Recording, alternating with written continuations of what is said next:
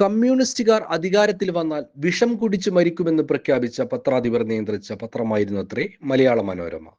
അത്രമേൽ വൈരമുണ്ട് ഇരു പ്രസ്ഥാനങ്ങളും തമ്മിൽ. കാലമിത്ര കഴിഞ്ഞിട്ടും മലയാള മനോരമ കമ്മ്യൂണിസ്റ്റ് വിരുദ്ധത മാറ്റിവെക്കാൻ തയ്യാറായിട്ടില്ലെന്നാണ് സഖാക്കൾ ആരോപിക്കുന്നത്.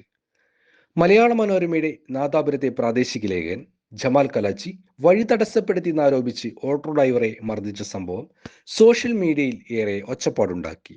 ദൃക്സാക്ഷികൾ പകർത്തിയ വീഡിയോ പ്രാദേശിക വാട്സപ്പ് ഗ്രൂപ്പുകളിൽ ഏറെ പ്രചരിപ്പിക്കപ്പെട്ടു. മലയാള മനോരമ ലേഖകന്റെ CPM വിരുദ്ധതയും സൈബർ സഖാക്കൾ തുറന്നു കാണിച്ചു. 2001 സംഘർഷകാലത്ത് മലയാള മനോരമയുടെ വ്യാജ വാർത്തകൾ നാദാപുരം മേഖലയിൽ സംഘർഷം ആളിക്കത്തിക്കാൻ ഇടയാക്കിയെന്നും CPM പ്രവർത്തകർ ആരോപിക്കുന്നു. തിരുവനന്തപുരത്തിലെ വ്യാജ ബലാത്സംഗം UDF തിരക്കഥയ്ക്കനുസരിച്ച് മലയാള മനോരമ ലേഖകൻ പടച്ചുവിടുകയായിരുന്നുവെന്നും CPM അണികൾ ആരോപിക്കുന്നു. ഓട്ടോ ഡ്രൈവറുടെ പരാതിയിൽ മലയാള മനോരമ ലേഖകൻ ജമാൽ കലാജിക്കെതിരെ നാദാപുരം പോലീസ് കേസെടുത്തു.